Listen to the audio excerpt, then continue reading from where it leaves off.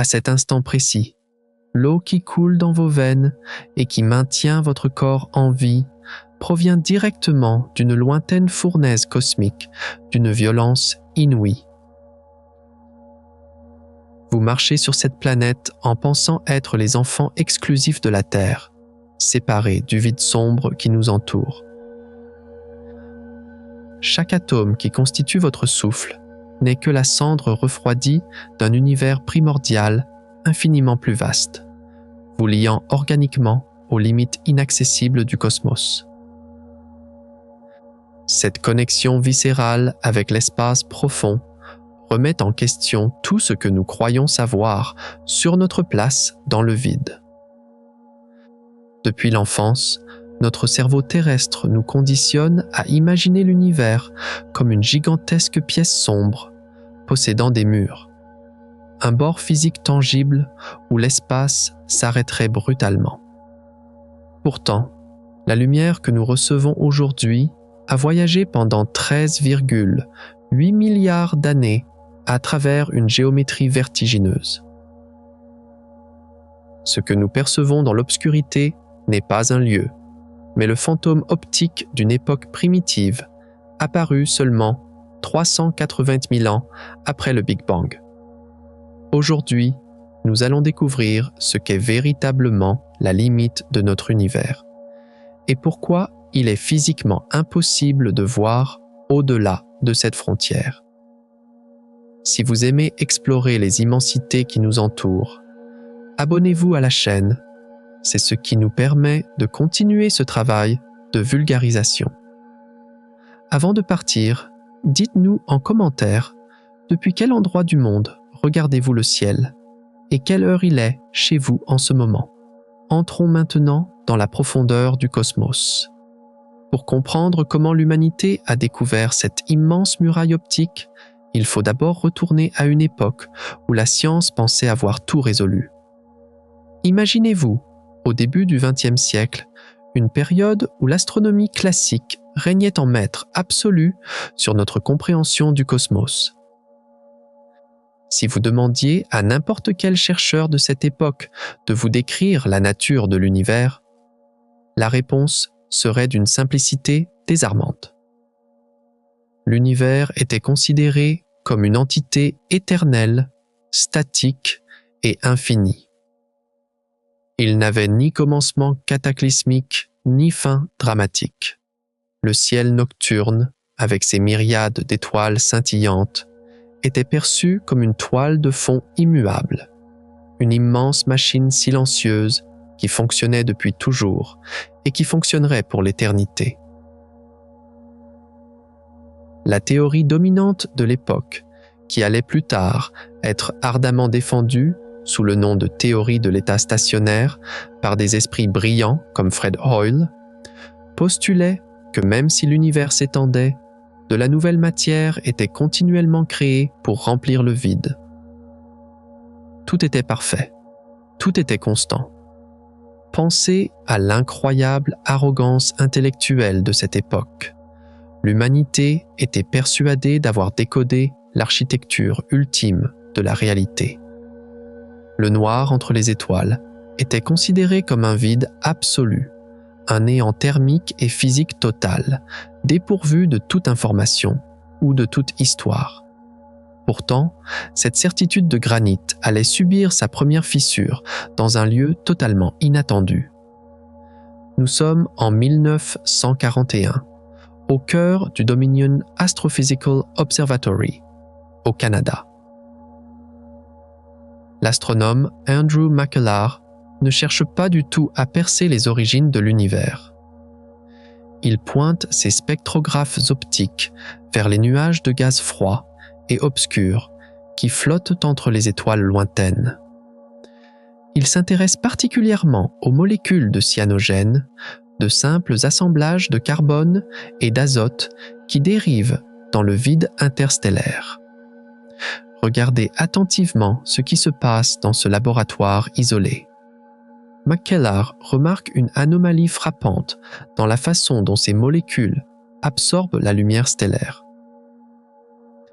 Elles ne sont pas dans leur état d'énergie le plus bas. Elles sont subtilement agitées, excitées, comme si elles étaient doucement chauffées par une source de rayonnement invisible qui baignerait l'ensemble du vide spatial. Il observe les raies spectrales avec une concentration extrême. Quelque chose réchauffe le vide glacé. Il calcule une température de 2,3 Kelvin. À ce moment précis, la première preuve physique de la lueur fossile du Big Bang vient d'être capturée. Mais le drame de la science est souvent une question de contexte. Personne ne comprend la signification cosmologique de cette découverte. McKellar publie ses résultats, mais la communauté scientifique, aveuglée par le dogme d'un univers statique, l'ignore totalement. Le premier murmure de notre genèse cosmique est enterré sous la poussière des archives académiques, considéré comme une simple curiosité locale des gaz interstellaires. Vous devez réaliser à quel point cette occasion manquée est tragique pour l'histoire des sciences. La bataille se déplace alors des télescopes glacés vers les tableaux noirs couverts de craie. Nous sommes maintenant en 1948 à l'université Johns Hopkins. Le brillant et excentrique physicien George Gamow propose une idée radicale. L'univers a commencé dans un état de densité et de chaleur inconcevable, une singularité primordiale qui a explosé vers l'extérieur. C'est ce qu'on appellera plus tard, de manière moqueuse, le Big Bang. Ces deux jeunes collaborateurs, Ralph Alpher et Robert Herman, s'emparent de cette hypothèse vertigineuse. Sans utiliser le moindre télescope, armé uniquement de feuilles de papier, de crayons et des lois fondamentales de la thermodynamique, ils se lancent dans des calculs colossaux. Ils écrivent les équations vertigineuses de la nucléosynthèse. La craie crisse sur le tableau noir. Ils déduisent que si l'univers est né dans une telle fournaise, la chaleur extrême de ce premier instant n'a pas pu disparaître par magie. Elle doit encore exister, s'étant diluée et refroidie au fil des milliards d'années d'expansion cosmique. Ils prédisent mathématiquement l'existence d'un rayonnement de fond baignant chaque centimètre cube de l'espace à une température résiduelle d'environ 5 Kelvin. C'est l'une des prédictions théoriques les plus époustouflantes de toute l'histoire de la physique moderne. Mais lorsque Alpher et Herman présentent leurs conclusions, la réponse de leur père est un silence assourdissant. La technologie nécessaire pour détecter un signal micro-ondes aussi faible n'existe pas encore, et le camp de l'État stationnaire domine toujours les débats académiques avec une condescendance féroce. Leurs équations visionnaires tombent dans l'oubli, reléguées au rang de spéculations mathématiques fantaisistes. Les années passent et la technologie radar, issue de la Seconde Guerre mondiale, donne naissance à une nouvelle discipline, la radioastronomie.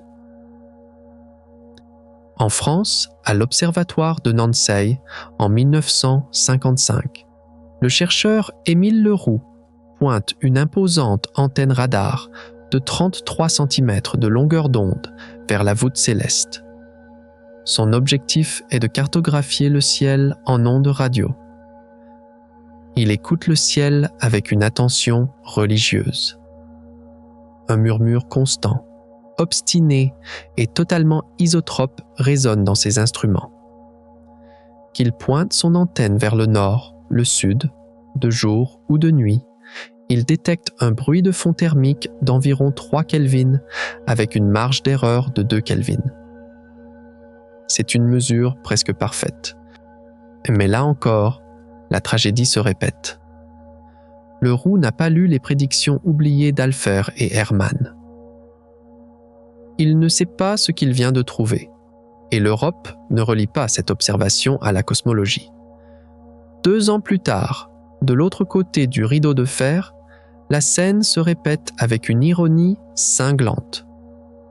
En 1957, à l'observatoire de Pulkovo, en Union soviétique, un jeune étudiant en doctorat nommé Tigran Shmaonov mène des expériences avec une antenne Cornet ultrasensible, réglée sur 3,2 cm.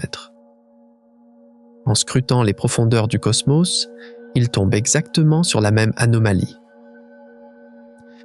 Il enregistre une émission radio absolue, homogène, venant de toutes les directions de l'espace, correspondant à une température de 4 Kelvin.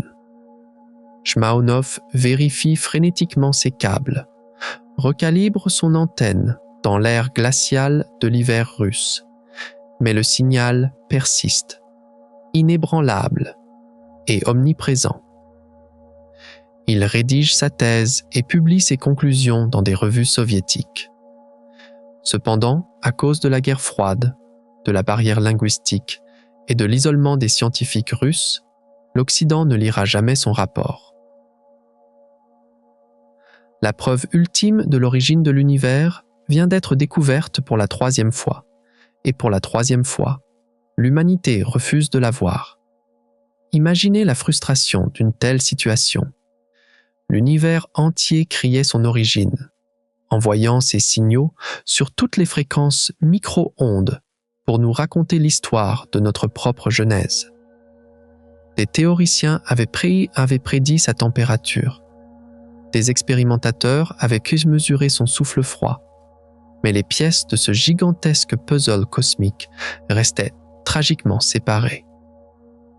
Le dogme de l'univers statique semblait invulnérable, protégé par des décennies de préjugés, des barrières politiques et des articles scientifiques ignorés. Cependant, cette arrogance intellectuelle allait bientôt être anéantie par le plus grand des hasards. Cette ironie historique ne prend tout son sens qu'à travers l'accident scientifique le plus retentissant du XXe siècle. Nous sommes en 1964, dans le New Jersey, sur le site des célèbres laboratoires Bell à Holmdel. Non, ici, le destin de la cosmologie ne va pas basculer grâce à des théoriciens cherchant l'origine de l'univers, mais à cause de 2 radioastronomes, Arno Penzias et Robert Wilson, qui cherchent simplement à calibrer une antenne pour des communications par satellite. Imaginez-vous debout devant cet instrument fascinant, l'antenne Cornet de Holmdel. C'est une gigantesque structure en aluminium de plus de 20 pieds, soit environ 6 mètres de long, qui ressemble à un immense cornet acoustique couché sur le dos ou à une oreille métallique géante pointée vers le ciel. Ce mastodonte d'ingénierie a été conçu pour capter les signaux radio extrêmement faibles, rebondissant sur des ballons satellites. Pour s'assurer d'une précision absolue, la conception physique de cet instrument frôle la perfection paranoïaque. Pensez à l'effort titanesque déployé par l'équipe pour éliminer le moindre bruit thermique généré par les composants électroniques eux-mêmes. Le cœur du récepteur, un radiomètre de Dicke, est plongé dans un bain de cryogénie extrême.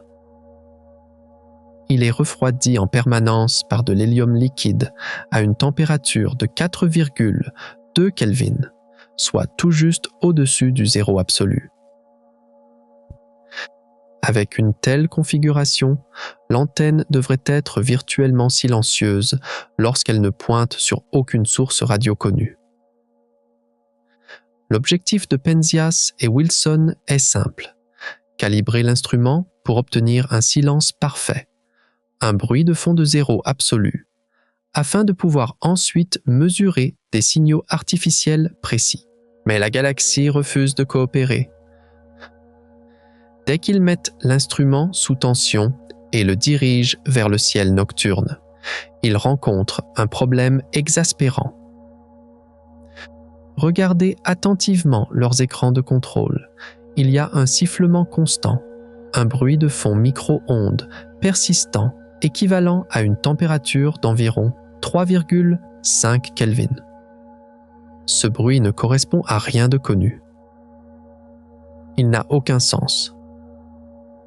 Les deux chercheurs, méthodiques et acharnés, entament alors une guerre d'usure contre ce parasite obstiné. Ils pointent leur énorme cornet vers la ville de New York, située à proximité, pour vérifier si ce n'est pas simplement la pollution radio-urbaine. Le signal ne change pas. Ils vérifient les interférences possibles avec les bases militaires environnantes. Ils scrutent l'horizon cosmique. Ils inclinent la gigantesque oreille vers le zénith, puis vers l'horizon. Le résultat est toujours identique, invariablement isotrope, de jour comme de nuit, au printemps comme en hiver. Le bruit est partout, tapissant chaque centimètre carré de la voûte céleste. Ils sont perplexes et commencent à chercher des causes plus terre à terre, voire absurdes. Penzias et Wilson remarquent qu'un couple de pigeons a élu domicile à l'intérieur même du cornet géant de l'antenne. Ils émettent l'hypothèse que la chaleur corporelle des oiseaux, ou leur déjection, pourrait créer une anomalie thermique dans le récepteur extrêmement sensible.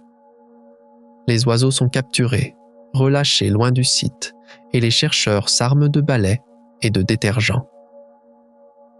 Ils rampent littéralement à l'intérieur de l'immense tube d'aluminium pour gratter méticuleusement chaque tache de ce qu'ils appellent, pudiquement dans leur rapport scientifique, un matériau diélectrique blanc. Ils nettoient, polissent, resserrent chaque rivet et recablent les amplificateurs. Ils remettent le système en marche. Ils écoutent de nouveau. Et le bruit est toujours là, imperturbable, éternel. C'est à ce moment précis que la frustration des deux chercheurs atteint son paroxysme. Ils pensent avoir hérité d'une antenne défectueuse, d'un instrument cassé dont ils n'arrivent pas à trouver la faille. Vous devez comprendre qu'à ce stade, Penzias et Wilson n'ont absolument aucune idée qu'ils sont en train d'écouter les restes refroidis de la création du monde. Ils sont de brillants ingénieurs cherchant à éliminer une statique agaçante, ignorant qu'ils ont accidentellement trébuché sur le saint Graal de la cosmologie moderne. Pendant ce temps, à une 60aine de kilomètres de là seulement, se joue le second acte de cette tragédie scientifique. À l'université de Princeton, le professeur Robert Dick, accompagné de ses brillants collègues Jim Peebles et David Wilkinson, a mené une démarche intellectuelle diamétralement opposée, guidée par une pure déduction mathématique. Sans connaître les travaux originaux et oubliés d'Alpher et Hermann de 1948, l'équipe de Princeton a redéveloppé indépendamment la théorie d'un Big Bang chaud. Peebles a minutieusement calculé que si l'univers s'était dilaté à partir d'un noyau infiniment chaud et dense, la chaleur de cette fournaise originelle aurait dû s'étirer avec l'espace lui-même, se transformant lentement pour baigner aujourd'hui le cosmos sous la forme d'un rayonnement de fond diffus dans le spectre des micro-ondes. Convaincus de la justesse de leurs équations, ils sont en train de construire leur propre petite antenne cornet, d'à peine 1 pied de long, sur le toit de leur laboratoire de géologie, dans le but explicite et ciblé de trouver ce rayonnement fossile. La situation est d'une ironie cruelle et presque cinématographique. D'un côté, le groupe de Princeton possède la théorie cosmologique exacte, mais construit laborieusement et lentement son instrument d'observation. De l'autre, le duo de Bell Labs possède le meilleur instrument radiométrique du monde, capte le signal en permanence, mais n'a absolument pas la moindre idée de la signification cosmique de ce dont il s'agit. La résolution de cette crise historique survient par un coup de téléphone anodin. Un collègue de Penzias, Bernard Burke, ayant entendu parler des théories de Princeton lors d'un vol en avion, suggère à Penzias de contacter Robert Dick. Le coup de téléphone a lieu alors que Dick mange un sandwich dans son bureau avec son équipe. Penzias explique son problème de bruit micro-ondes persistant, le refroidissement à l'hélium liquide, le sifflement isotrope de 3 Kelvin. Dick écoute. Il comprend instantanément. L'écho de la Genèse, le murmure du Big Bang, vient d'être trouvé, par accident, par quelqu'un d'autre. Dick raccroche le téléphone, se tourne vers ses collègues stupéfaits et prononce cette phrase devenue légendaire dans les annales de la physique. Les amis, on s'est fait devancer. Cette découverte bouleverse notre compréhension fondamentale du cosmos et enterre définitivement la théorie de l'état stationnaire de Fred Hoyle. L'univers a bien eu un début brûlant. Le fond diffus cosmologique est officiellement découvert. Pour cette trouvaille accidentelle, Arno Penzias et Robert Wilson recevront le prix Nobel de physique en 1978, tandis que l'équipe de Princeton, qui a fourni tout le cadre théorique, n'obtiendra rien. Mais alors que la communauté scientifique célèbre cette victoire écrasante de la théorie du Big Bang, un nouveau vertige s'installe discrètement. La température mesurée par l'antenne d'Olmdel est absolument identique dans toutes les directions, au 100 millième de degré près. Or, deux régions opposées du ciel cosmique sont si éloignées l'une de l'autre que même la lumière, voyageant à sa vitesse absolue depuis le début des temps, n'a jamais pu les relier. Comment ont-elles pu synchroniser leur température si elles ne se sont jamais touchées ? C'est le fameux problème de l'horizon, une contradiction logique qui fait trembler les murs de la physique. Cependant, la confirmation de cette lueur primordiale posait une énigme encore plus troublante, ouvrant un gouffre vertigineux. Comment ces régions opposées ont-elles pu synchroniser leur température si elles ne se sont jamais touchées ? La réponse à cette apparente impossibilité physique ne se trouve pas dans le vide glacial d'aujourd'hui, mais dans la mécanique intime et brutale de l'univers nouveau-né. Pour dénouer ce paradoxe, il nous faut littéralement disséquer l'anatomie de cette lueur primordiale, la dépouiller de son mystère et regarder comment ces engrenages fonctionnent à l'échelle la plus fondamentale. Bienvenue dans l'ère où la lumière elle-même était prisonnière. Remontons le temps jusqu'à l'instant où l'univers n'avait que quelques milliers d'années et d'années. Oubliez totalement l'image d'un espace noir, silencieux et parsemé d'étoiles scintillantes. À cette époque reculée, l'univers est d'une compacité inimaginable et d'une chaleur si extrême que la matière telle que vous la connaissez ne peut physiquement pas exister.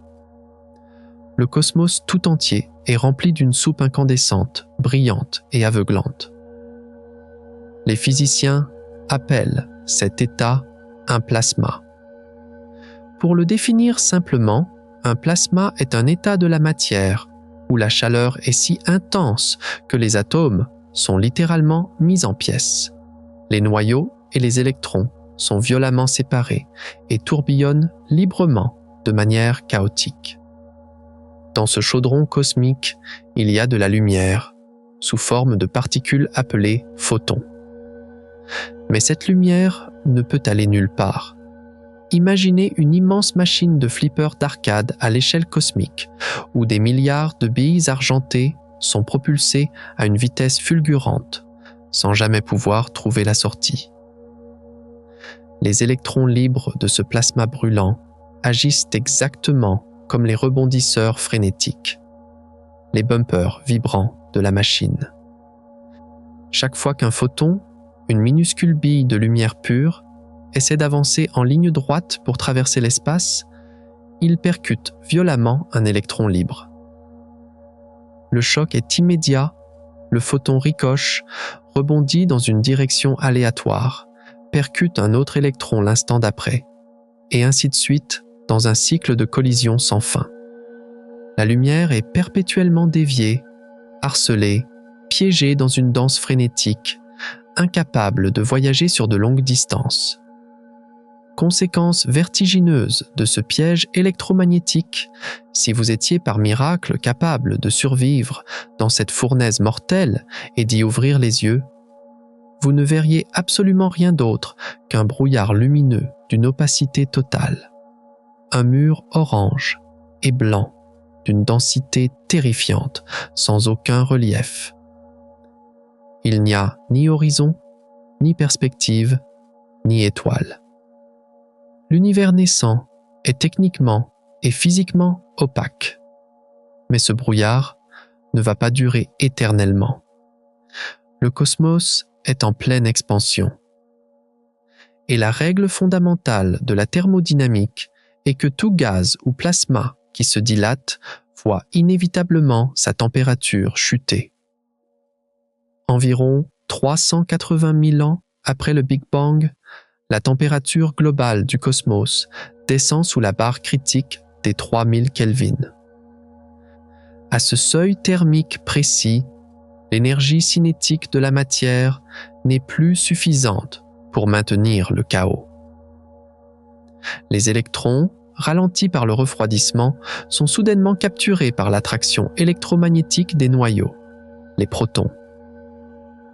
Ils s'assemblent pour former les tout premiers atomes, électriquement neutres, majoritairement de l'hydrogène. En cosmologie, ce point de bascule mécanique majeur s'appelle la recombinaison. C'est un instant d'une violence poétique et mécanique absolue. En l'espace d'un simple clignement d'œil cosmique, à l'échelle de l'histoire de l'univers, tous les obstacles disparaissent brusquement. Le rideau se lève. Le brouillard d'électrons libres se dissipe totalement, avalé par la formation de la nouvelle matière. Les terrifiants bumpers du flipper s'évanouissent soudainement dans le vide, laissant derrière eux un champ de course dégagé. Pour la toute première fois depuis la création brûlante du monde, les milliards de photons affolés ne trouvent de plus rien sur leur chemin pour les arrêter ou les dévier. Ils sont enfin libérés de leur prison de plasma. La lumière s'élance alors en ligne droite, transperçant l'espace tout entier à la vitesse vertigineuse de 300 000 km par seconde. Mauant ce grand flash libérateur, cette onde de choc lumineuse colossale qui envahit chaque recoin, chaque faille et chaque centimètre cube de l'univers simultanément, c'est exactement ce que les astronomes appellent aujourd'hui le fond diffus cosmologique, la relique thermique la plus sacrée de l'astrophysique. Cependant, la lumière qui s'est échappée ce jour-là ne ressemble en rien à ce que nos télescopes captent aujourd'hui. Lorsqu'elle a été émise il y a 13,8 milliards d'années, elle était d'un éclat insoutenable, brillant d'une couleur incandescente proche de la surface de certaines étoiles. Alors, pourquoi nos yeux ne la voient-ils pas en regardant le ciel nocturne ? Contrairement au mythe profondément ancré selon lequel le vide spatial serait une absence absolue de chaleur et une obscurité totale, l'espace grouille littéralement de cette énergie fossile. Elle est simplement devenue invisible à nos yeux biologiques. La réponse réside dans la nature même du tissu spatial. Au cours de ce voyage épique de 13 milliards d'années, l'univers a continué de grandir. Et en grandissant, l'espace lui-même s'est étiré. L'onde lumineuse, voyageant sur cette trame élastique, a été physiquement distendue, étirée de force par l'expansion galactique.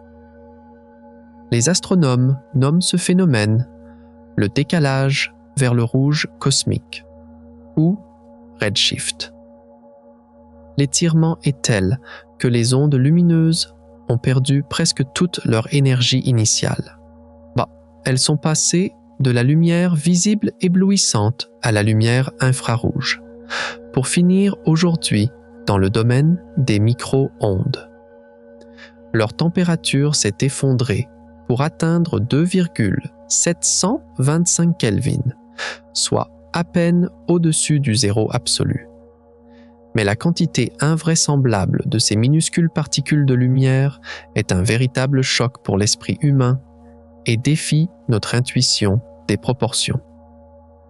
Prenez un simple morceau de sucre dans votre cuisine, posez-le sur la table et observez l'espace qu'il occupe. Retirez mentalement le sucre. Le volume d'espace vide délimité par ce petit cube invisible contient, à la seconde même où vous lisez ces mots, environ 411 de ces photons fossiles. Imaginez ce chiffre appliqué à la totalité de la pièce dans laquelle vous vous trouvez, puis à la Terre, puis à la galaxie entière. C'est de loin l'entité physique la plus abondante de tout l'univers connu, dépassant de manière écrasante la matière ordinaire. Ce rayonnement primordial vous traverse en ce moment même, s'écrase doucement sur votre peau sans que vous ne ressentiez la moindre vibration, baigne silencieusement votre maison et inonde la planète Terre entière d'une averse cosmique ininterrompue qui dure fidèlement depuis 13 milliards d'années. La lumière s'est échappée, le brouillard s'est levé et l'espace est devenu transparent. Nous devrions donc pouvoir admirer le calme plat de ce bain thermique résiduel. Mais voici le détail crucial qui rend cette odyssée si dramatique. Cette apparente perfection thermique ne prend tout son sens qu'à travers l'étude minutieuse des imperfections les plus infimes de la création. Pour comprendre pourquoi l'univers tel que nous le connaissons existe, il faut réaliser à quel point la perfection absolue est l'ennemi de la complexité. Lorsque les astronomes ont commencé à mesurer le fond diffus cosmologique dans les années 60 et 70, ils ont été terrifiés par sa beauté géométrique. L'espace brillait à une température de 2,725 Kelvin. Partout. Dans n'importe quelle direction, vers le nord, le sud, l'est ou l'ouest, le thermomètre cosmique affichait exactement la même valeur au dixième, puis au centième de degré près. C'était un triomphe pour la théorie du Big Bang, mais c'était aussi une catastrophe conceptuelle absolue pour la thermodynamique cosmique et l'astrophysique des galaxies. La loi de la gravité est implacable pour que de la matière s'agglomère, pour qu'un nuage de gaz s'effondre sur lui-même et donne naissance à la toute première étoile, il faut qu'il y ait une petite différence de densité. Il faut qu'une région de l'espace soit très légèrement plus dense qu'une autre pour que sa gravité soit un peu plus forte et commence à attirer la matière environnante. Si la soupe de plasma primordial avait été parfaitement lisse, si la chaleur et la matière avaient été réparties avec une homogénéité mathématique absolue, la gravité aurait tiré avec la même force exacte dans absolument toutes les directions simultanément. Résultat, rien ne bouge, rien ne se forme. L'univers entier serait resté, pour l'éternité, un nuage de gaz tiède, sans forme, sans étoiles, sans planète et sans biologie. L'existence même de votre propre corps prouvait que cette perfection thermique originelle était une illusion. Les chercheurs devaient en trouver des taches, des grumeaux, ce qu'ils appellent techniquement des anisotropies, c'est-à-dire de minuscules différences de température et de densité selon la direction observée. Ces différences existaient bien, mais elles étaient d'une subtilité défiant l'imagination. Pour trouver ces grumeaux primordiaux, il faut plonger dans l'infiniment petit, à l'époque où l'univers entier était plus petit qu'un atome. Durant la toute première fraction de seconde de son existence, le cosmos était régi par la mécanique quantique, un monde où l'énergie fluctue constamment, bouillonnant d'imperfections microscopiques. Mais comment de telles fluctuations subatomiques ont-elles pu sculpter des galaxies géantes? Imaginez que vous prenez une petite éponge de cuisine complètement sèche sur laquelle vous dessinez un point d'encre microscopique, à peine visible à l'œil nu. Si vous plongez brusquement cette éponge dans un grand seau d'eau, elle va se gorger d'humidité, s'étirer et se gonfler violemment en une fraction de seconde. Le minuscule point d'encre microscopique, étiré par la violente dilatation du matériau, va se transformer en une énorme tache sombre, visible de l'autre bout de la pièce.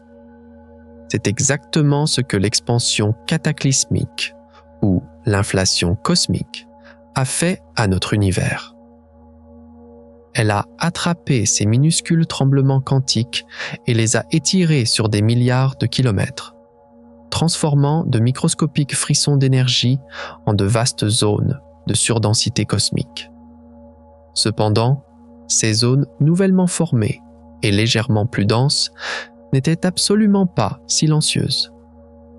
Le plasma bouillant des premiers 300 000 ans était le théâtre d'une lutte thermodynamique titanesque, un combat d'une violence inouïe entre deux forces fondamentales de la nature.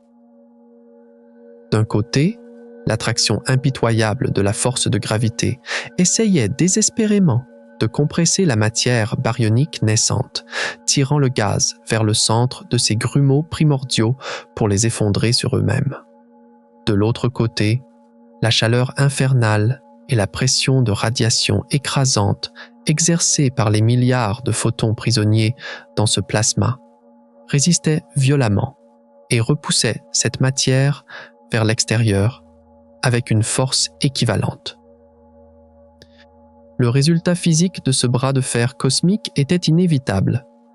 La matière tombait lourdement sous l'effet de la gravité, atteignait une densité maximale, puis rebondissait brusquement sous l'effet de la pression photonique, avant de retomber à nouveau. Ce mouvement d'aller-retour continu, ce cycle de compression et de dilatation rythmique, n'est rien d'autre que la définition mécanique exacte et rigoureuse d'une onde sonore. L'univers primitif tout entier était littéralement en train de vibrer comme la peau tendue d'un immense tambour, continuellement traversé par des ondes de compression colossales que les astrophysiciens nomment techniquement les oscillations acoustiques baryoniques. Pour déchiffrer ce jargon technique impressionnant, dites-vous très simplement qu'il s'agit de vagues de son titanesque qui se propageaient à une fraction de la vitesse de la lumière dans la matière incandescente et aveuglante du jeune cosmos. Imaginez que vous prenez une poignée de gros galets et que vous les jetez violemment à la surface d'un étang parfaitement calme. Vous allez immédiatement voir des dizaines d'ondes circulaires se propager à la surface de l'eau, s'éloigner de leur point de chute, se croiser, s'additionner pour former des crêtes plus hautes ou s'annuler pour former des creux. L'univers primordial était exactement comme cet étang, mais en 3 dimensions. Il résonnait de toutes parts, traversé par des vagues sonores monumentales, créant des zones de haute pression, plus chaudes, et des zones de basse pression, plus froides. L'espace n'était pas un vide silencieux, c'était la caisse de résonance du plus grand instrument de musique jamais conçu par la nature. Et puis, le grand événement mécanique dont nous avons parlé s'est produit. La recombinaison. Et à l'instant précis où l'univers a atteint 3000 Kelvin, le brouillard d'électrons s'est soudainement dissipé. Les photons ont fui, la lumière s'est échappée, et sans la pression écrasante de la lumière, les ondes sonores ont perdu leur moteur. Elles se sont arrêtées net. En un battement de cils cosmique, la musique s'est figée pour l'éternité. C'est une notion absolument fondamentale pour comprendre l'image de notre univers, la fameuse carte du fond diffus cosmologique. Avec ses magnifiques taches bleues et rouge que vous avez peut-être déjà vu dans des documentaires n'est pas une simple photographie thermique aléatoire. C'est littéralement une image fossilisée du son. Les taches rouges représentent les zones où la matière était comprimée par une vague sonore, et les taches bleues représentent les zones de dilatation. C'est le moule sonore exact qui a dicté, par la suite, l'emplacement précis de chaque galaxie dans l'univers moderne. La matière a fini par s'agglomérer dans les creux laissés par ces ondes figées. La thermodynamique fondamentale et la mécanique quantique la plus abstraite se sont ainsi alliées de manière spectaculaire pour modeler la structure macroscopique même de la matière. Elles ont réussi l'exploit d'imprimer, dans cette première lumière primitive gelée par le temps, le plan architectural complet et détaillé du cosmos immense que nous habitons aujourd'hui. Ces infimes et imperceptibles variations de température, ces grumeaux originels, nés de l'incertitude quantique, sont la seule et unique raison pour laquelle la force de gravité a pu trouver une faille exploitable dans l'effrayante perfection thermique du commencement. Sans elle, la gravité n'aurait jamais pu commencer son long et patient travail de création stellaire et galactique. Regardez cette carte. Comment une simple vibration acoustique a-t-elle pu sculpter des galaxies entières? Pour comprendre comment notre propre mouvement s'inscrit dans cette majestueuse toile de fond cosmique, il faut observer une anomalie beaucoup plus évidente et fascinante sur la carte thermique de l'univers. Au-delà des minuscules grumeaux quantiques dont nous venons de parler, qui sont d'une subtilité extrême, la carte du fond diffus cosmologique présente un déséquilibre global gigantesque. Si vous regardiez cette relique lumineuse avec des yeux capables de percevoir les ondes micro-ondes, vous verriez que l'univers n'est pas du tout uniforme d'un point de vue thermique global. La moitié entière du ciel nocturne apparaît très légèrement plus chaude, plus énergisée, tendue vers les hautes fréquences, tandis que l'autre moitié exacte de la sphère céleste apparaît très légèrement plus froide, étirée vers les basses fréquences. Ce phénomène spectaculaire qui coupe littéralement le ciel en deux hémisphères thermiques opposés est ce que les astrophysiciens appellent le dipôle cosmologique. Pour comprendre la nature de ce dipôle géant, il faut convoquer une notion de physique très familière, l'effet Doppler. Imaginez que vous êtes immobile sur le trottoir d'une rue et qu'une ambulance fonce vers vous, toute sirène hurlante. Tant que le véhicule se rapproche, les ondes sonores de la sirène sont compressées, poussées les unes contre les autres, et le son vous paraît de plus en plus aigu. À l'instant exact où l'ambulance vous dépasse et commence à s'éloigner, les ondes sonores sont soudainement étirées par le mouvement et la sirène devient immédiatement plus grave. La lumière se comporte exactement de la même manière mécanique. Si vous vous déplacez à très grande vitesse vers une source lumineuse, cette lumière sera compressée vers des fréquences plus hautes, semblant plus énergétiques, plus chaudes et plus bleues. À l'inverse, si vous fuyez la source lumineuse, la lumière s'étirera vers les basses fréquences, semblant moins énergétique, plus froide et plus rouge. C'est exactement ce que nous révèle le dipôle cosmologique. Le déséquilibre thermique de la carte du Big Bang n'est pas une propriété intrinsèque de l'univers primitif lui-même, mais une conséquence directe et vertigineuse de notre propre mouvement à travers lui. Le fond diffus cosmologique agit comme la toile de fond absolue, le cadre de référence ultime, la grille d'équilibre cinématique contre laquelle tous les mouvements de la matière peuvent être mesurés. Or, cette grille de référence nous indique de manière indéniable que nous ne sommes pas au repos. Nous sommes en mouvement et à une vitesse absolument terrifiante. Prenez conscience de ce voyage silencieux.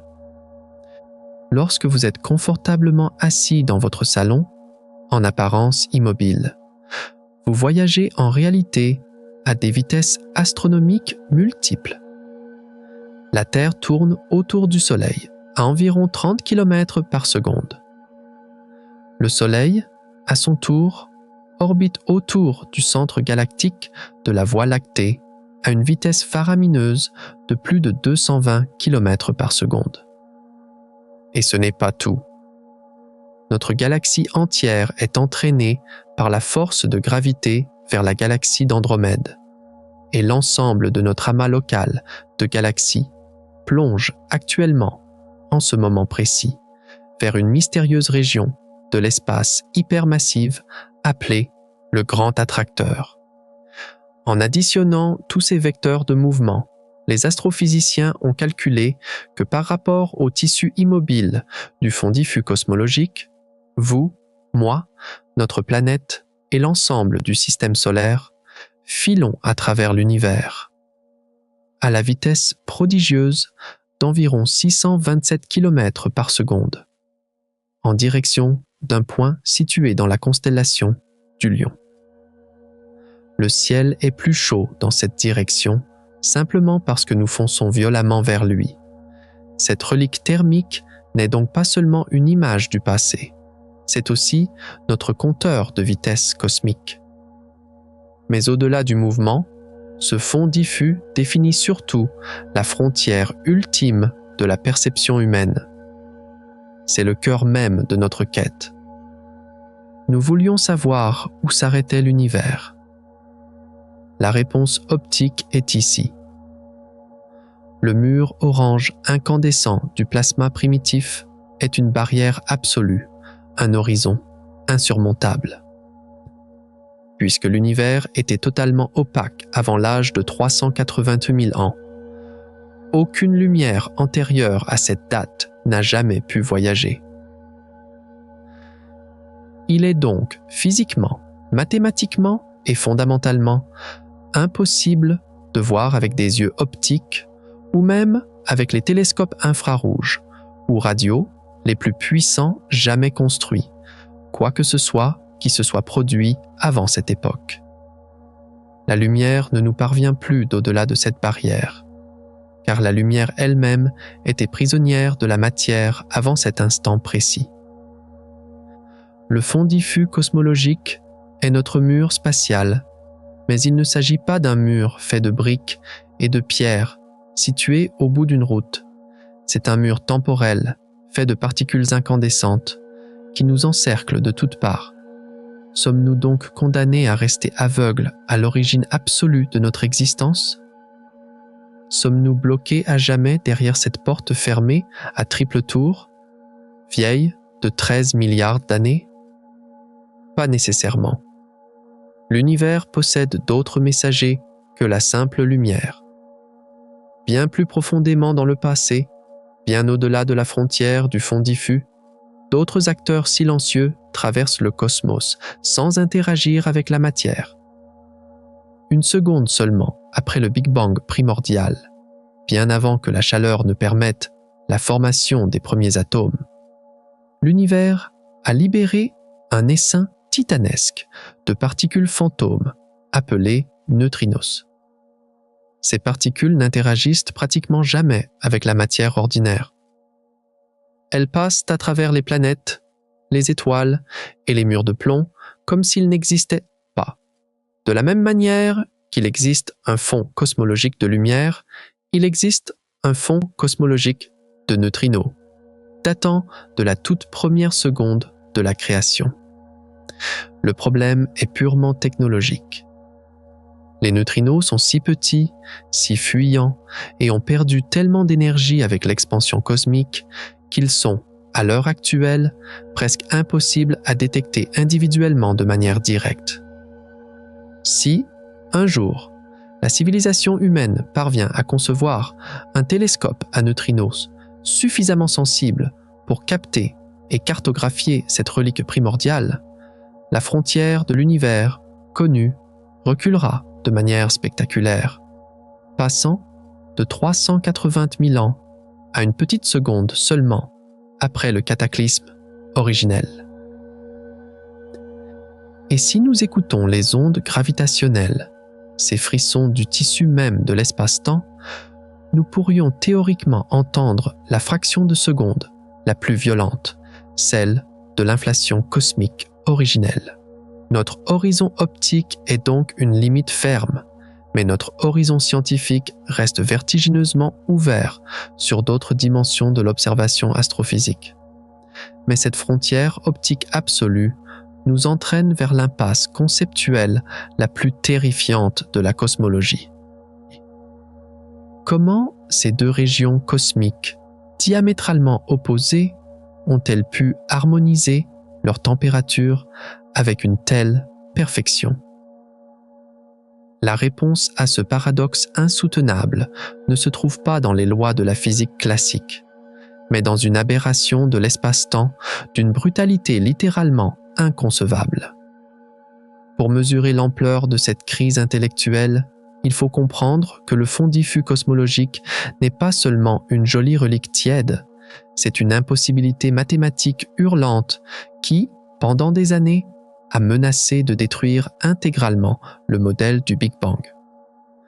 Bienvenue dans l'abîme du problème de l'horizon, le casse-tête le plus frustrant de la cosmologie du XXe siècle.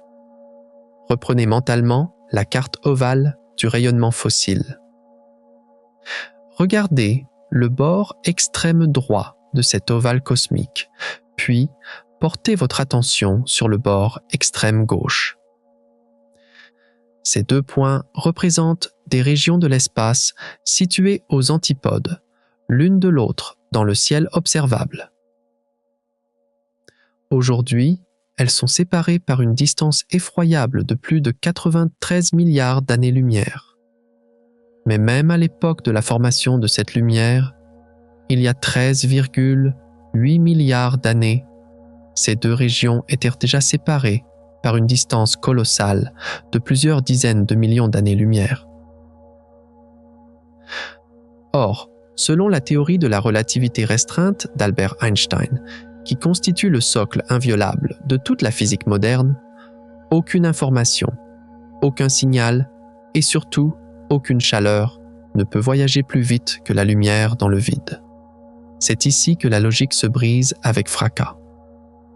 À l'instant précis de la recombinaison, l'univers n'avait que 380 000 ans d'existence.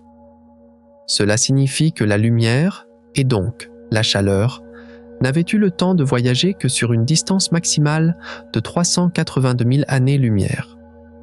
C'était la taille de la seule bulle de communication possible.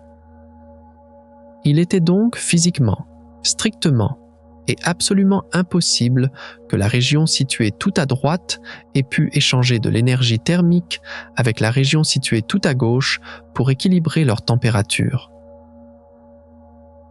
Elles étaient hors de portée causale. Elles ne s'étaient jamais vues, jamais touchées, jamais influencées.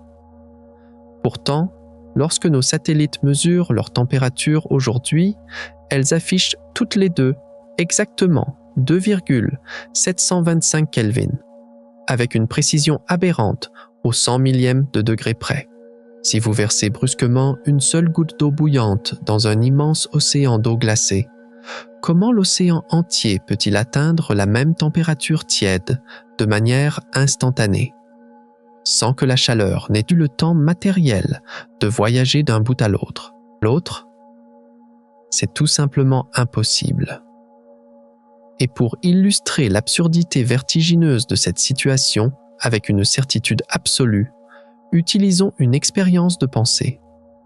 Imaginez que vous prenez deux personnes qui ne se connaissent absolument pas, qui ne parlent pas la même langue, et que vous les enfermez dans deux cellules d'isolement parfaitement insonorisées et coupées de tout réseau, l'une située à New York et l'autre à Tokyo. Vous leur donnez à chacune un stylo et 100 feuilles de papier blanc, et vous leur demandez d'écrire une suite totalement aléatoire de 1 million de chiffres. Un mois plus tard, vous ouvrez les deux cellules, vous rassemblez les deux tas de papier et vous les comparez ligne par ligne. Stupéfaction totale, les suites de chiffres sont strictement identiques. Chaque 1, chaque 7, chaque 0 est placé exactement à la même position, jusqu'au millionième chiffre. Votre cerveau rationnel va immédiatement refuser d'accepter qu'il s'agisse d'une simple coïncidence ou d'un hasard statistique. C'est impossible. Vous allez en déduire, avec une certitude mathématique, que ces deux personnes ont obligatoirement dû communiquer d'une manière ou d'une autre avant d'être séparées et enfermées. Elles devaient faire partie du même complot initial. Pour le cosmos, le constat est rigoureusement identique. Puisque ces deux régions opposées de l'univers partagent exactement la même température au 100 millième de degré près, elles ont obligatoirement dû être en contact intime par le passé. Elles devaient faire partie de la même minuscule goutte de matière originelle avant d'être violemment arrachées et projetées aux deux extrémités de la réalité. Mais comment ? L'expansion classique du Big Bang ne prévoyait pas un tel contact initial. Le modèle standard était cassé. Et comme si ce désastre théorique ne suffisait pas à plonger les théoriciens dans la dépression, la nature a immédiatement lancé un deuxième paradoxe, encore plus terrifiant que le premier, le problème de la platitude. L'univers possède une géométrie globale. Selon la quantité de matière et d'énergie qu'il contient, l'espace-temps peut se courber pour se refermer sur lui-même comme une sphère, s'ouvrir à l'infini comme une selle de cheval, ou rester parfaitement et éternellement plat comme une feuille de papier s'étendant à l'infini. Les observations astrophysiques modernes démontrent avec une clarté écrasante que notre univers est plat. Le paramètre de densité cosmique, noté par la lettre grecque oméga, est exactement égal à 1. Mais pour que l'univers soit plat aujourd'hui, après 13,8 milliards d'années d'expansion tumultueuse, il fallait que cet équilibre initial soit d'une perfection surnaturelle. Les mathématiciens ont calculé que, une seule petite fraction de seconde après le Big Bang primordial, la valeur de la densité de l'univers devait être égale à 1, avec une précision d'au moins 60 décimales après la virgule. C'est-à-dire un 0, suivi de 59 zéros, puis d'un 1. Si la densité originelle de la matière avait été supérieure de ce chiffre microscopique, la gravité aurait remporté la guerre presque immédiatement. L'univers se serait effondré sur lui-même en un Big Crunch cataclysmique, bien avant que la première galaxie n'ait eu le temps de se former.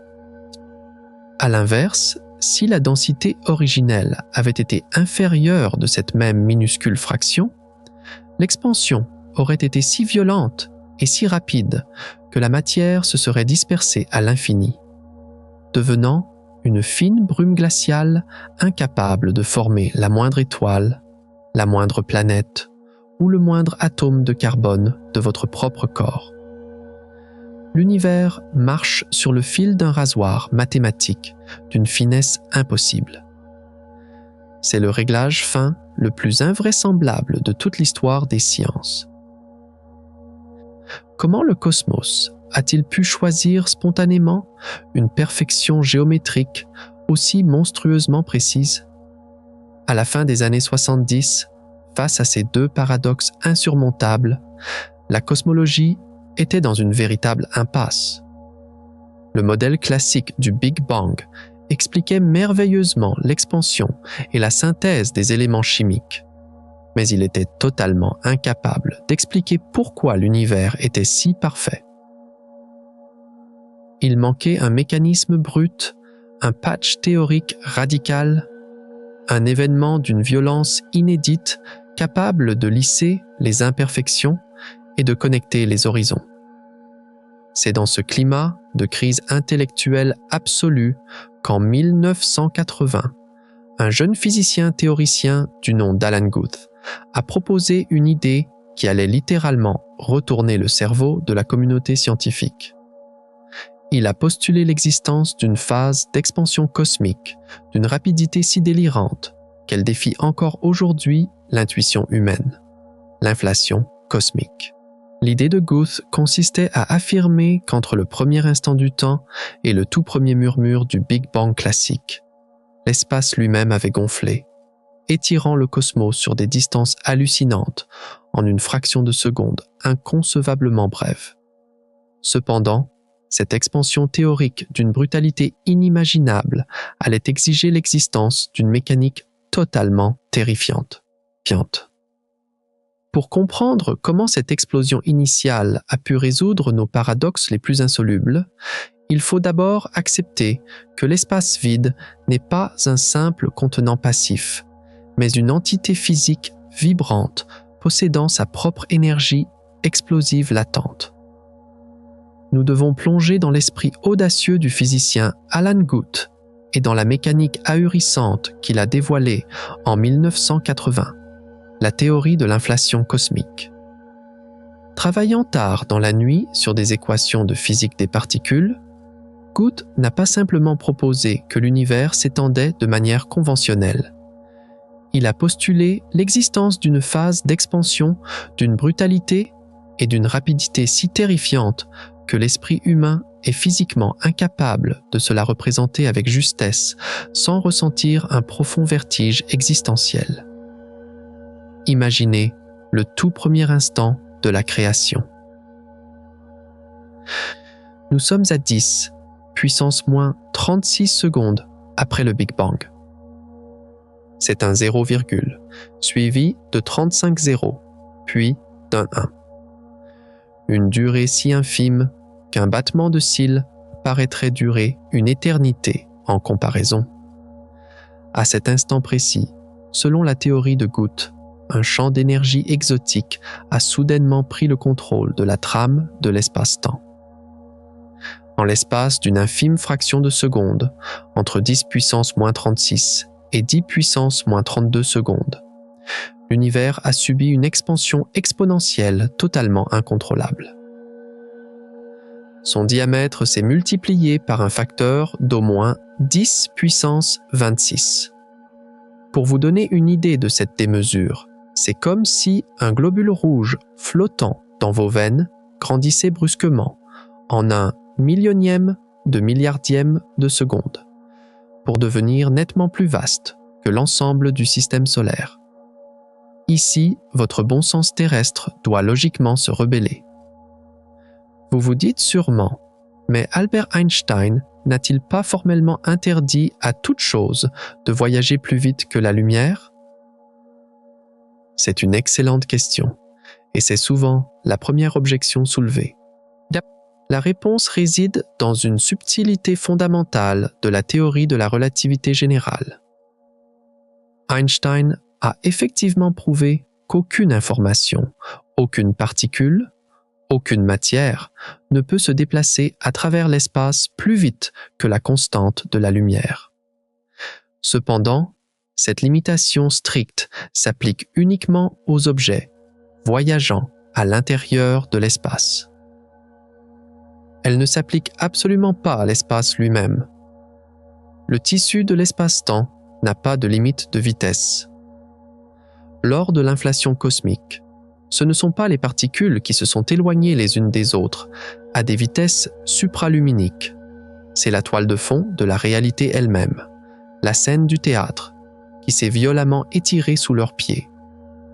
L'espace lui-même s'est dilaté des millions de fois plus vite que la lumière, emportant la matière avec lui comme des radeaux immobiles sur un océan en furie. Comment cette violence originelle résout-elle le fameux problème de l'horizon, ce mystère des deux régions opposées de l'univers, possédant exactement la même température absolue? La réponse est d'une élégance intellectuelle absolue. Avant que l'inflation cosmique ne se déclenche, l'intégralité de l'univers observable, tout ce que nous voyons aujourd'hui dans nos plus puissants télescopes, était comprimé dans un volume d'espace infiniment plus petit qu'un simple proton. Dans cette coquille de noix subatomique originelle, la région qui allait devenir le bord extrême droit de notre ciel actuel et celle qui allait devenir le bord extrême gauche se touchaient littéralement. Elles étaient en contact intime, imbriquées l'une dans l'autre, baignant dans la même soupe quantique. Parce qu'elles étaient physiquement collées l'une à l'autre dans un espace si restreint, elles ont eu largement le temps d'échanger de l'énergie thermique, de se mélanger et d'harmoniser parfaitement leur température pour atteindre un équilibre thermique absolu. Puis, le marteau implacable de l'inflation a soudainement frappé. L'expansion fulgurante a attrapé ce minuscule point d'espace parfaitement et thermiquement équilibré et l'a arraché de force, l'a distendu avec une violence extrême, l'a projeté sur des échelles macroscopiques gigantesques à une vitesse défiant l'imagination humaine. Les deux régions, autrefois intimement collées, se sont retrouvées projetées aux antipodes absolus de la nouvelle réalité cosmique, séparées par des milliards d'années-lumière de vide. Ainsi, l'impossibilité apparente et le scandale mathématique disparaissent. Si ces deux régions si incroyablement éloignées affichent aujourd'hui la même température au 100 millième de degré près, ce n'est pas du tout parce qu'elles ont secrètement et mystérieusement communiqué à travers le vide glacial de l'univers géant en violant la théorie de la relativité. C'est tout simplement parce qu'elles sont intimement nées dans le même berceau microscopique brûlant, parce qu'elles partagent la même mémoire thermique originelle forgée bien avant d'être violemment séparées par l'inflation cosmique. L'effrayant paradoxe de l'horizon est ainsi instantanément et brillamment pulvérisé. Mais qu'en est-il du problème de la platitude? Rappelez-vous cette effrayante coïncidence géométrique.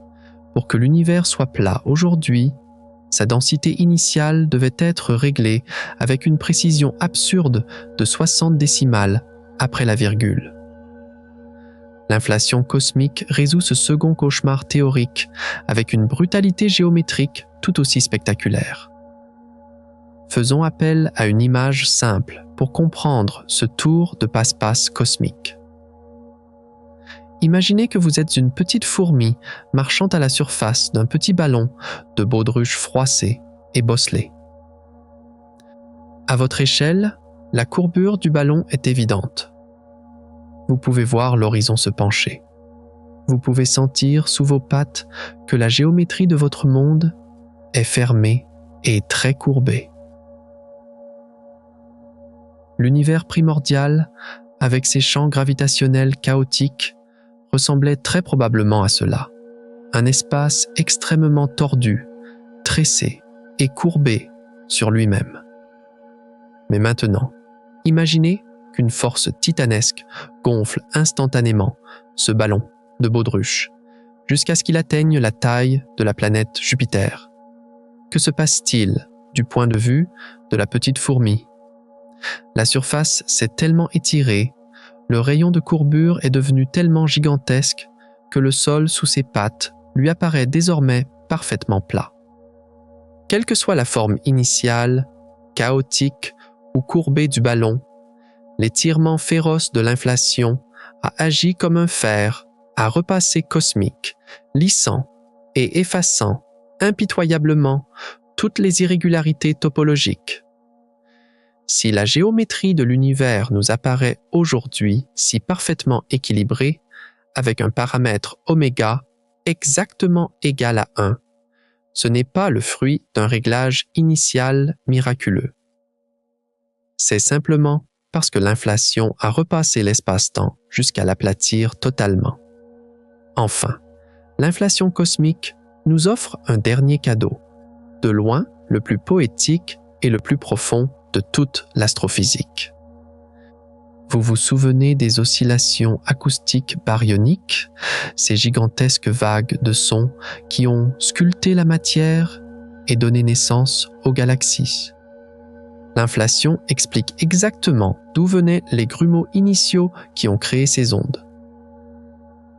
Avant l'inflation, à l'échelle subatomique, le vide quantique bouillonnait constamment de particules virtuelles qui apparaissaient et disparaissaient frénétiquement. Ces frissons d'énergie ne durent normalement qu'une infime fraction de seconde avant de s'annuler. Mais l'inflation a été si incroyablement rapide qu'elle a pris l'univers par surprise.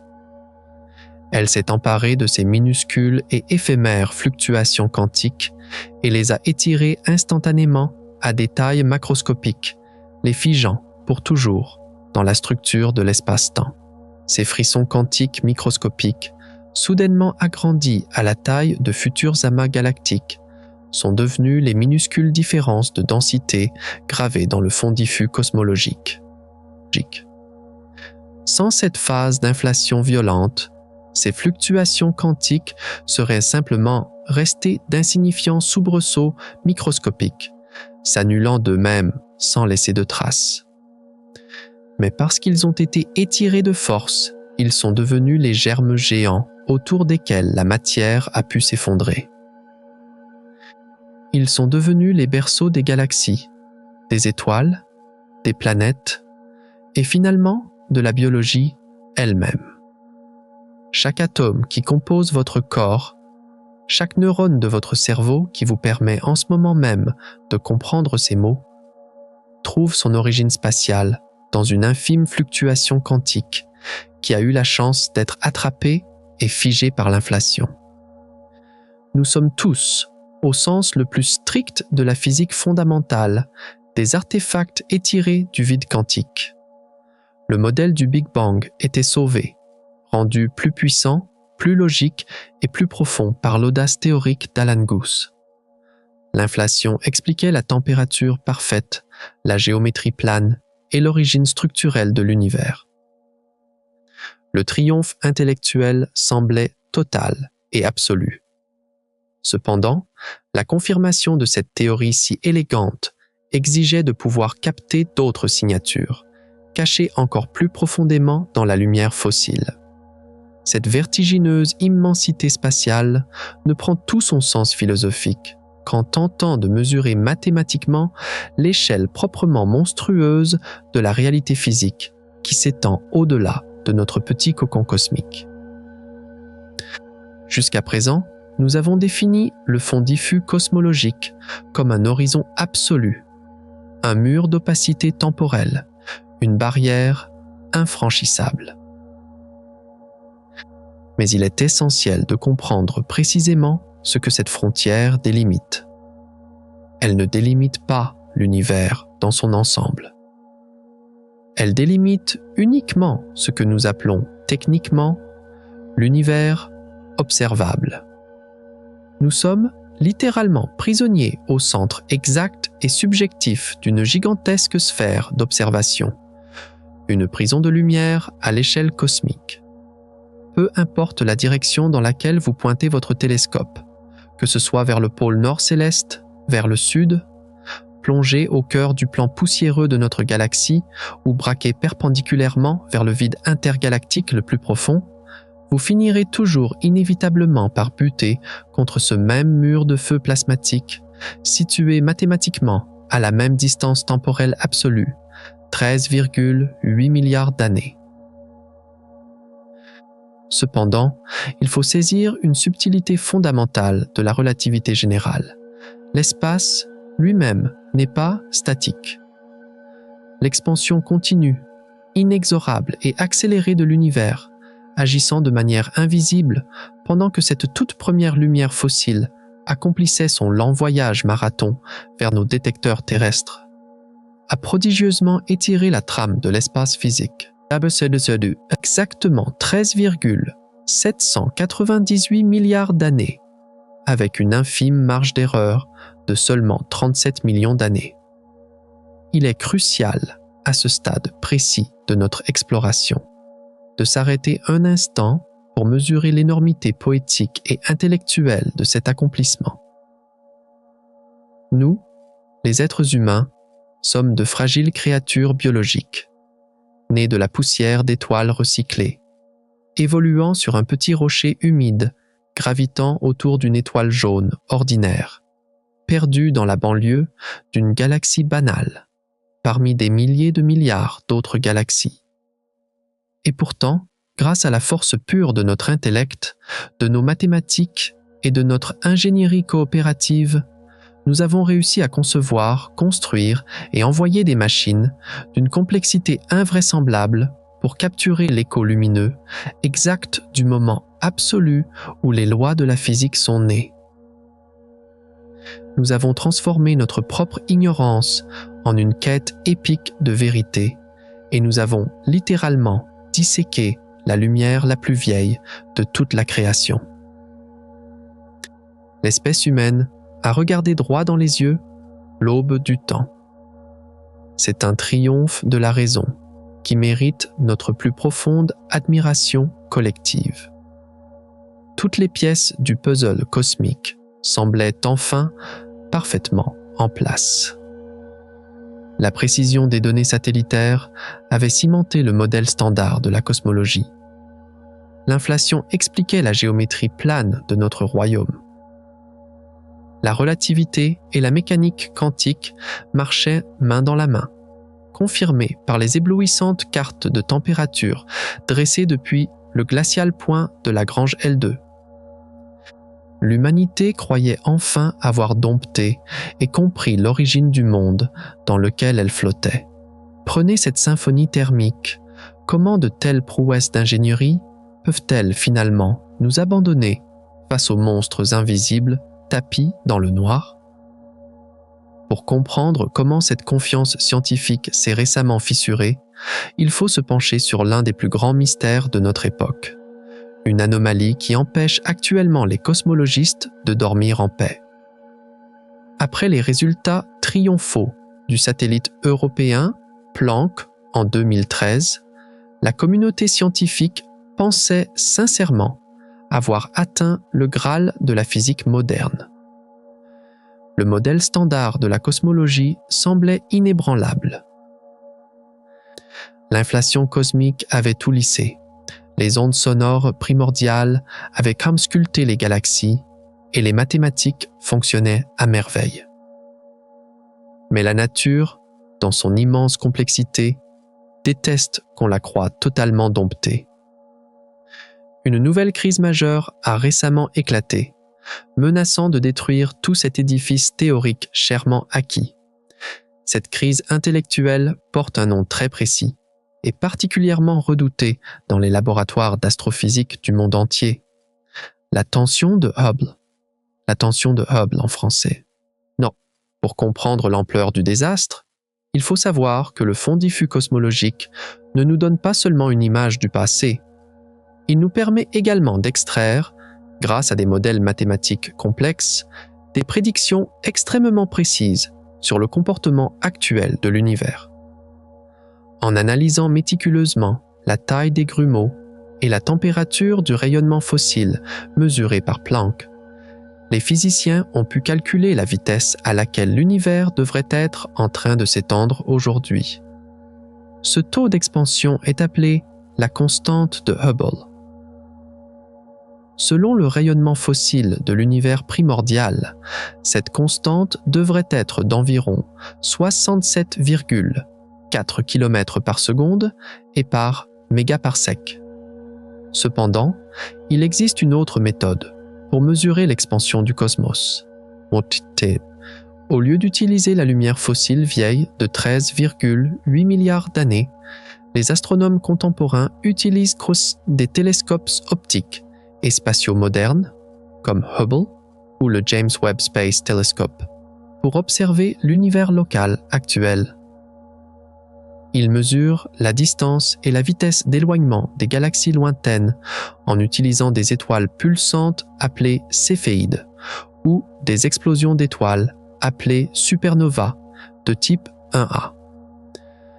Lorsqu'ils mesurent le taux d'expansion de l'univers aujourd'hui avec ces méthodes locales, ils trouvent une valeur obstinément différente, environ 73 km par seconde, et par mégaparsec.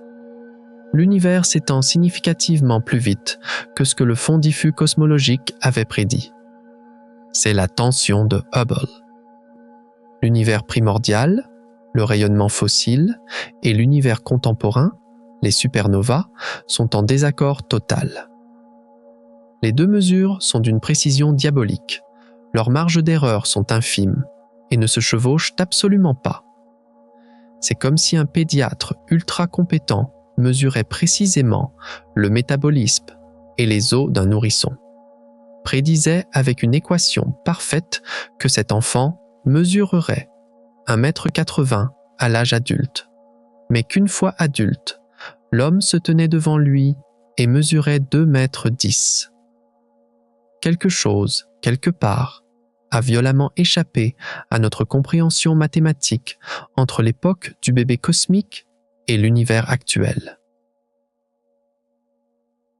Y a-t-il une nouvelle forme d'énergie exotique qui aurait accéléré l'expansion peu après le Big Bang?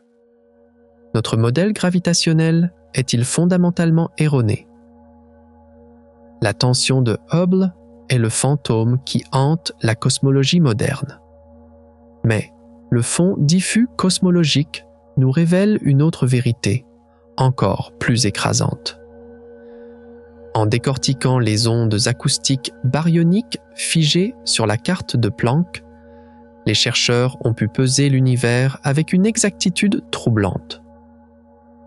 Le résultat de cette pesée cosmique constitue la plus grande blessure narcissique jamais infligée à la science moderne.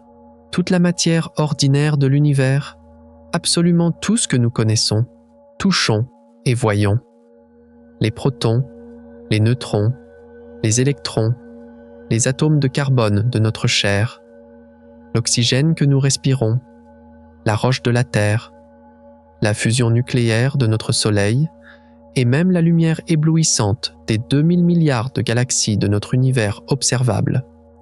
Tout cela ne représente que 5 misérables % de la densité totale d'énergie et de masse de l'univers. 5%. Les 95% restants de la réalité sont composés d'entités invisibles et incompréhensibles pour notre physique actuelle. 27% de matière noire. Une masse fantôme qui cimente les galaxies sans jamais interagir avec la lumière et 68% d'énergie sombre. Une force répulsive, implacable, déchirant le tissu de l'espace-temps et provoquant l'accélération de l'expansion cosmique.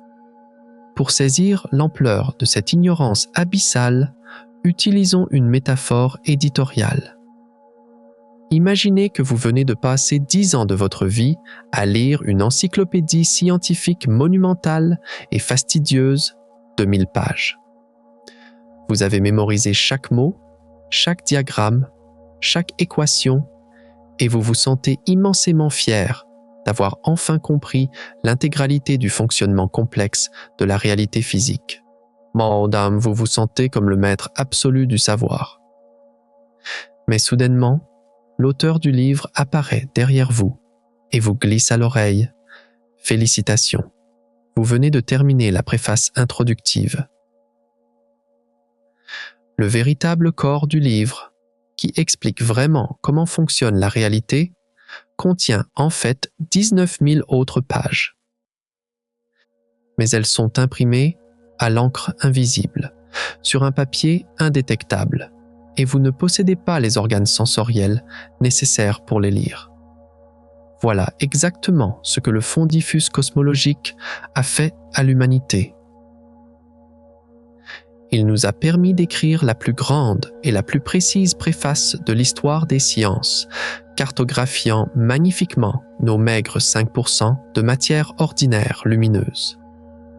Mais simultanément, il nous a brutalement dévoilé l'existence des 19 000 pages de matière noire et d'énergie sombre que nous ne pourrons peut-être jamais lire. Le succès fulgurant de nos satellites nous a surtout permis de mesurer la profondeur vertigineuse de notre propre cécité. Cependant, La confirmation de cette ignorance absolue face aux forces obscures nous oblige à reconsidérer notre place même dans l'univers. Cette profonde remise en question, provoquée par nos outils d'observation, nous conduit inévitablement vers la conclusion philosophique la plus mélancolique de l'astrophysique. Pendant des millénaires, toute l'humanité a levé les yeux vers le ciel étoilé en se demandant où se trouvait le mur physique de la réalité. Nous cherchions une limite tangible, une clôture cosmique. Aujourd'hui, grâce au fond diffus cosmologique, nous l'avons enfin trouvé, mais très différemment. Il faut bien comprendre que ce mur incandescent, situé à 46,5 milliards d'années-lumière, n'est pas une structure matérielle figée. Si vous pouviez vous téléporter à la lisière de notre univers observable, juste devant ce prétendu mur de feu, vous ne trouveriez aucune flamme. Vous vous retrouveriez flottant dans l'espace froid, entouré de galaxies ordinaires. Et si, depuis ce nouveau point, vous regardiez dans la direction de la Terre, vous verriez à 46,5 milliards d'années-lumière un gigantesque mur de plasma bloquant la vue. La Terre serait cachée derrière le rayonnement fossile de ce nouvel observateur. Pour saisir cette illusion, utilisez une expérience de pensée. Imaginez que vous êtes capitaine d'un navire au milieu de l'océan. Autour de vous, l'eau forme un cercle parfait, votre horizon maritime. Persuadé que c'est le bord physique du monde, vous naviguez pour l'atteindre. Mais lorsque vous arrivez au point fixé, l'horizon s'est déplacé. Il est toujours exactement à la même distance, formant un nouveau cercle parfait. Votre cerveau réalise soudainement la vérité. L'horizon n'est pas une propriété physique de l'océan, c'est une propriété géométrique de vos propres yeux. La limite n'est pas dans l'eau, elle est en vous. Pour le cosmos, la logique est rigoureusement et tragiquement identique. Le rayonnement fossile, cette gigantesque sphère thermique qui nous emprisonne, n'est pas le bord physique de l'univers matériel. C'est simplement le bord temporel de notre propre vision. C'est l'horizon absolu de notre causalité. La véritable frontière de l'univers, la limite ultime de l'exploration, ce n'est pas l'espace profond, c'est la vitesse de la lumière couplée à notre âge cosmique. La frontière, fondamentalement, c'est nous. C'est là que réside la mélancolie sublime de la cosmologie. Nous sommes physiquement et éternellement emprisonnés au centre subjectif exact de notre propre bulle de perception causale. Autour de nous s'étend très probablement un multivers mathématique infini, effrayant de complexité, grouillant peut-être de milliards d'autres bulles inaccessibles tirées par les forces mystérieuses du flux sombre. Nous sommes des naufragés cosmiques isolés sur un îlot de matière ordinaire, lumineuse, qui ne représente que 5% de la réalité locale, condamnés à ne jamais pouvoir toucher les rivages lointains des 95% d'océans sombres qui nous entourent silencieusement. Mais cette terrible prison de lumière ne doit pas être perçue comme une tragédie. Bien au contraire, elle est le théâtre du plus grand miracle cognitif imaginable. À l'intérieur de cette bulle isolée de 93 milliards d'années-lumière de diamètre, la nature ne s'est pas contentée d'être inerte. La matière s'est organisée. L'hydrogène primordial, forgé dans les flammes du Big Bang, s'est effondré pour former des étoiles. Ces étoiles ont explosé en supernova pour forger le carbone, l'oxygène et le fer. Ces éléments lourds se sont agglutinés pour former des planètes rocheuses et des océans d'eau liquide. Et dans l'un de ces océans minuscules, des molécules organiques se sont assemblées, ont évolué, ont survécu, jusqu'à former un réseau de milliards de neurones, conscients de lui-même. Nous ne sommes pas de simples passagers accidentels dérivant dans le vide. Nous sommes l'univers lui-même qui s'est réveillé. Nous sommes le cosmos qui a développé des yeux mécaniques géants, envoyés au point de Lagrange L2, pour regarder sa propre photographie d'enfance.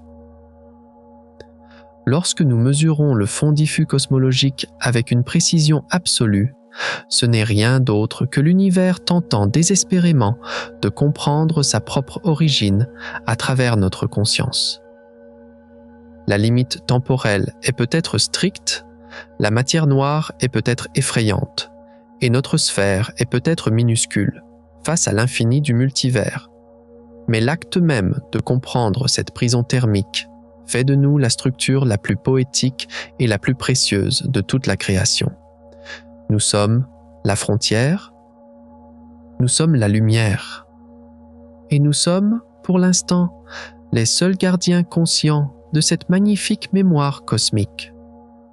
La frontière de notre univers n'est pas un mur spatial contre lequel nous pourrions buter, mais un horizon temporel et optique au-delà duquel la lumière n'a tout simplement pas eu le temps de nous atteindre. Tant que nous continuerons d'interroger ce silence cosmique, notre bulle de perception ne cessera de s'étendre. La fin de l'univers n'est donc pas un lieu physique à redouter, mais une simple frontière de connaissance. Et vous, depuis quel endroit du monde regardez-vous le ciel ce soir? Écrivez-le en commentaire avec l'heure qu'il est chez vous, et dites-nous ce que vous apercevez au-dessus de votre toit. Si vous aimez explorer les immensités qui nous entourent, abonnez-vous à la chaîne. C'est ce qui nous permet de continuer ce travail de vulgarisation.